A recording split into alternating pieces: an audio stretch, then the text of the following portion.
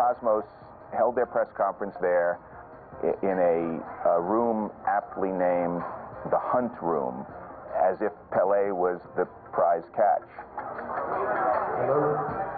The press corps got there 3 or 4 hours before the press conference and nailed their cameras, TV cameras, into the floor. And these were all the people who would never cover the Cosmos, who would never show up or respond to anything.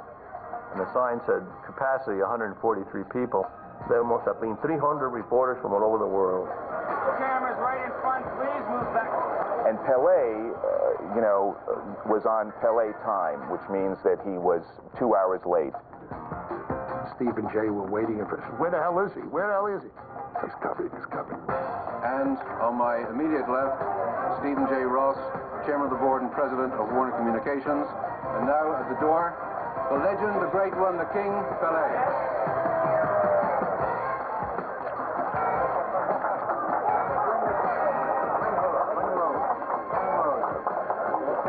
When Pele finally came out, the rush of people to come up and meet him was, unbelievable. I had never seen such a thing. Will you please behave yourself? So all the reporters turned into fans.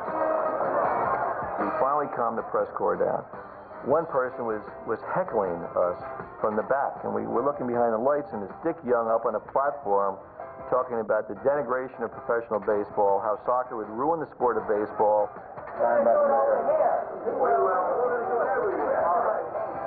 He was just heckling the entire time. Soccer's for foreigners, shouldn't be played in America, everything negative. Dick Young was a crusty, conservative man who believed that if you didn't love everything about America, you should get the hell out. Young was probably the best read sports writer in the United States and held a considerable amount of power.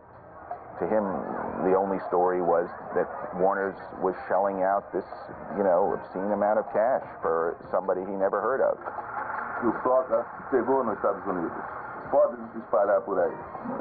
You can spread out the news to all the world that the soccer arrived finally in USA.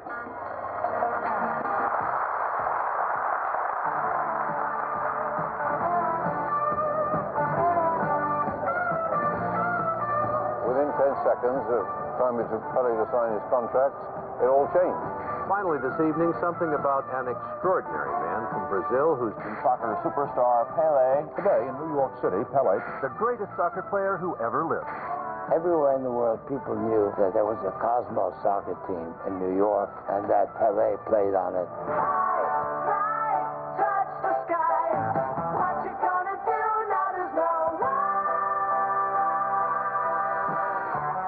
We're down to practice at Randall's Island, trying to avoid the broken glass on the field and cuts on our legs. And then all of a sudden, we see a guy coming on the field and he's spray painting the dirt. We had to take spray paint and paint the mud because there was so little grass. We're going, this dude is nuts. I don't know what he's doing. And then we see a helicopter flying over.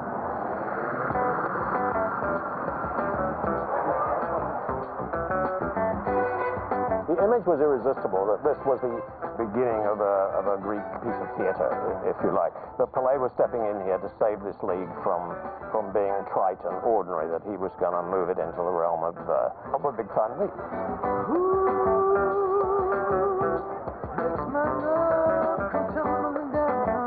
The Cosmos were already 9 games into the 75 season and last in their division with just 3 wins. Nevertheless, CBS agreed to broadcast Pele's American debut. Pele is the most famous player in the history of soccer, and today, at the age of 34, he began a new career, playing for the New York Cosmos in the North American Soccer League. The first game that Pele played here on Sunday afternoon against Dallas, the place was filled, absolutely filled. What brings you out today, sir?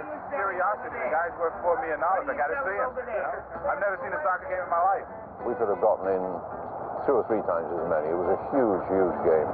Pele's magic drew the largest crowd in the history of the Cosmos.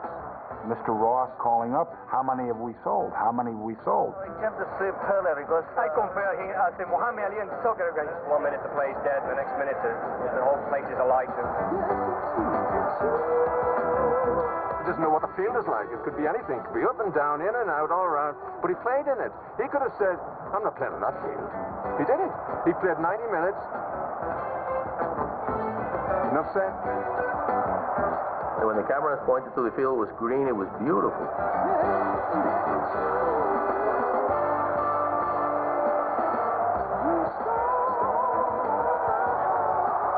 The world's greatest player did not disappoint, rescuing his new team in dramatic fashion. With the Cosmos trailing by 2, his perfect pass made a goal for Mordecai Spiegel. And then he soared above the Dallas defenders to head home, powerfully, unstoppably, the equalizing goal.